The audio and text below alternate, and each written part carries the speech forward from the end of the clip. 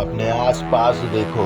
क्या तुमने कभी 10 रुपए का मोटा कॉइन देखा है, या तुमने कभी चलती हुई गाड़ी का पहिया देखा है? इन दोनों चीजों में एक चीज कॉमन है और वो है उसका शेप। तो आज अपन लोग बात करने वाले हैं मैथ्स के सबसे इम्पोर्टेंट टॉपिक के बारे में, जो होने वाला है सर्कल। क्योंकि ये एक ऐसा टॉपिक है जो सिर्फ 5th, 6th और 7th में ही नहीं, 9th और 10th में भी आता है। ये तो लेटेस्ट न्यूज है। इस वीडियो के अंत तक तुम लोग सर्कल से जुड़े छोटे से छोटे पहलू को समझ जाओगे। तो सबसे पहले अपन लोग समझते हैं कि व्हाट इज सर्कल, कि सर्कल होता क्या है। तो ये चीज बहुत ज्यादा सिंपल है, आसान है। सर्कल यानी कि कोई भी गोल चीज, अगर वो गोल कुछ इस प्रकार का है तो उसको हम लोग सर्कल नहीं बोलेंगे, उसको हम लोग ओवल बोलेंगे। सर्कल हमेशा गोल ही होता है, फिर चाहे वो छोटा हो या बड़ा। तो इसके साथ सर्कल क्या है ये तुम लोग समझ गए होंगे। अब अपन लोग सर्कल के कंपोनेंट्स के बारे में बात करते हैं।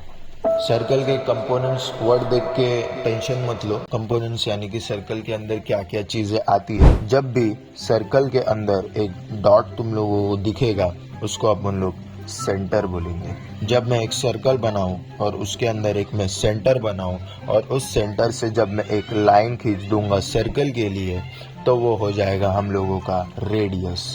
वापस मैं एक सर्कल बनाऊंगा, एक सेंटर बनाऊंगा और रेडियस बनाऊंगा, लेकिन इस बार मैं इस रेडियस को चिपक के एक और रेडियस बना दूंगा। अब मेरे पास टोटल यहाँ पर एक रेडियस है और यहाँ पर एक रेडियस है, तो दो रेडियस मिला के अपने को मिलता है डायमीटर। अब एक और चीज बाकी है। जब मैं एक सर्कल बनाऊंगा और मेरे पास एक सेंटर होगा, लेकिन जो लाइन रहेगी वो उस सेंटर को टच नहीं करेगी, कितनी भी लाइन रह सकती है, उसको अपन लोग बोलेंगे कॉर्ड। कॉर्ड एक ऐसी लाइन होती है जो सर्कल के सेंटर को टच नहीं करती। कॉर्ड कितनी भी हो सकती है, बस वो टच ना हो। रेडियस भी कितने भी हो सकते हैं। रेडियस की एक और खास बात बताना चाहूँगा। अगर एक रेडियस 2 सेंटीमीटर का है तो इसका मतलब यह है कि सारे रेडियस 2 सेंटीमीटर के ही रहेंगे। अब समझते हैं कि सर्कल को बनाया कैसे जाता है, हाउ टू मेक देम, किस तरीके से हम लोग सर्कल को बना सकते हैं। तो सर्कल को बनाने के लिए जो सबसे ज़्यादा इम्पोर्टेंट चीज़ है वो है रेडियस। फॉर एग्जाम्पल मैं रेडियस यहाँ पे ले लेता हूँ 3 सेंटीमीटर। इस बार मैंने किसी भी स्टूडेंट से छीना नहीं है, बल्कि मांगा है। चल झूठा। तो यहाँ पे मैंने सर्कल बनाने के लिए स्केल ले ली है और मेरे हाथ में राउंडर है और यहाँ पर 3 सेंटीमीटर दिखा रहा है। तो मैं एक जो पॉइंट है रहता है मेरा, ये जो पहला पॉइंट रहता है, इस पहले पॉइंट को मैं 0 के ऊपर रखूँगा और जो पेंसिल वाला पॉइंट है उसको मैं 3 नंबर के ऊपर रखूँगा। 3 नंबर तुम लोगों को दिख रहा होगा, तो मैं इस अंगूठे से इसको प्रेस करके 3 तक लेके आ रहा हूँ। यहाँ पे मैंने 3 तक लेके आ गया। तो इसका मतलब अपने को रेडियस का मेजरमेंट राउंडर में मिल चुका है। ऑलराइट, ठीक है।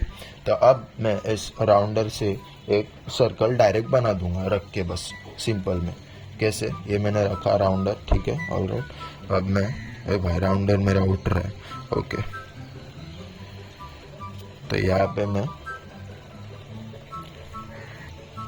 तो इसी के साथ अपन लोग ने एक सर्कल बना लिया है। अब मैं क्या करूँगा, जो मेरा सेंटर है उसको मैं बनाऊंगा, क्योंकि सेंटर इम्पोर्टेंट रहता है। सेंटर मैंने बना दिया। ये सब तुम लोग पेंसिल से ही लिखोगे, ठीक है। और सेंटर से मैंने यहाँ तक एक लाइन खींच दी। तो ये जो लाइन मैंने खींची है ये रहेगा अपना रेडियस, जो रहेगा 3 सेंटीमीटर का। तो रेडियस और डायमीटर को अभी अपन लोग समझेंगे।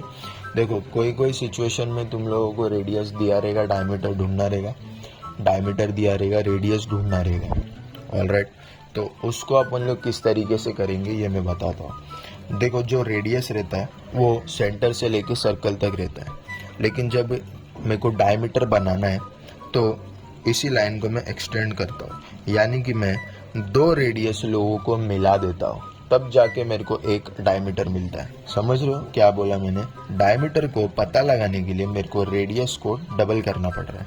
अब अगर मैं एग्जांपल लूँ कि मेरा रेडियस जो है वो 2 सेंटीमीटर है, तो डायमीटर को पता लगाने के लिए मेरे को रेडियस को 2 से मल्टीप्लाई करना पड़ेगा, यानी कि मेरे को रेडियस को डबल करना पड़ेगा। तो जो भी मेरा रेडियस है उसको मैं डबल कर दूंगा, तो ये 2 2 जा 4 हो जाएगा, तो मेरे को डायमीटर इजीली मिल जाएगा। समझ रहे हो? तो इस तरीके से तुम लोग रेडियस की मदद से डायमीटर को पता लगा सकते हो। डायमीटर की मदद से मैं कैसे रेडियस पता लगा सकता हूँ, इस चीज के ऊपर ध्यान देते हैं। ये अपना सर्कल है, ये अपना डायमीटर है, तो जब मैं डायमीटर को तोड़ दूंगा बीच में से तो मेरे को 2 रेडियस मिल जाएंगे, राइट। यहाँ पर एक रेडियस और यहाँ पर एक रेडियस। तो इस चीज में अपन लोग ने क्या किया, रेडियस को पता लगाने के लिए डायमीटर को अपन लोग ने आधा कर दिया। एग्जाम्पल के लिए अपन लोग ले लेते हैं कि जो डायमीटर है वो 4 सेंटीमीटर का है, तो वापस मेरे को रेडियस को पता लगाने के लिए जो डायमीटर है उसको आधा करना पड़ेगा। तो जो डायमीटर है 4, उसको मेरे को आधा करना पड़ेगा।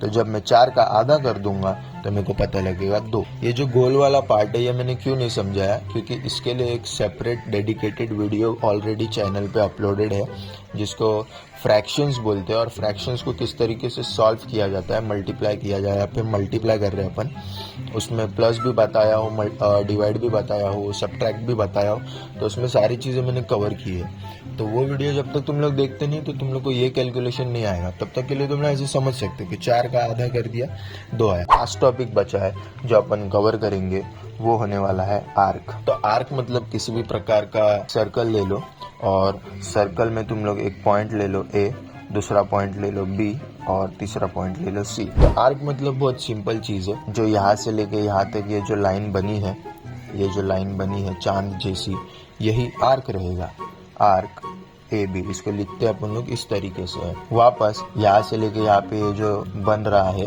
चांद टाइप, इसी को अपन लोग आर्क बोलते हैं। इसको अपन लोग नाम क्या देंगे, आर्क B और C। एक बड़ा आर्क भी है। तो देखो, ये बताने से पहले तुम लोग ये चीज को समझ लो कि आर्क तो तुम लोगों को समझ गया क्या होता है, राइट। यहाँ पर भी एक और आर्क बना है, देखो A और C। आर्क के 2 पहलू रहते हैं, एक रहता है माइनर आर्क, एक रहता है मेजर आर्क। जो माइनर आर्क रहता है वो छोटा छोटा आर्क रहता है, यानी कि ये वाला, ये जितने भी आर्क है ये सब छोटे छोटे, इतनू इतनू इतनू, तो ये जो छोटे छोटे आर्क है ये सब माइनर में आएंगे। लेकिन मेजर में जो आर्क आता है वो बड़ा आर्क आता है, यानी कि आधे से ज्यादा होना चाहिए वो। अगर मैं A से एक लाइन बना दूं तो ये आधा हो गया, राइट। अगर इस आधे के अंदर जितने भी आर्क आ रहे हैं ये सब छोटे आर्क होंगे, राइट। अब अगर मेरे को बड़ा आर्क बनाना है तो इस लाइन के आगे जाना पड़ेगा, यानी कि A से लेके B तक नहीं जाऊंगा मैं, A से लेके B से लेके मैं C तक जाऊंगा, समझ रहे हो। तो A, B और C, ये एक बड़ा वाला आर्क मेरे को यहाँ पे मिल गया, समझ रहे हो तुम लोग। यहाँ से लेके यहाँ तक, यहाँ पे A है, यहाँ पे B और यहाँ पे C है, तो ये देखो इतना बड़ा आर्क निकल गया अभी, समझ रहे हो। तो मेजर आर्क अपन लोग कैसे लिखेंगे, आर्क ABC, समझ रहे हो। इस तरीके से मेजर आर्क लिखते हैं, और माइनर आर्क तो छोटे छोटे रहते हैं। अब एक और बोनस टिप तुम लोगों को दे देता हूं, जो माइनर आर्क रहता है वो हमेशा 180 डिग्री से कम रहता है, और जो मेजर आर्क रहता है वो हमेशा 180 डिग्री से ज्यादा रहता है, यानी कि आधे से ज्यादा रहता है ये हमेशा आधे से कम रहता है, क्योंकि जो सर्कल रहता है वो पूरा मिला के 360 रहता है, समझे।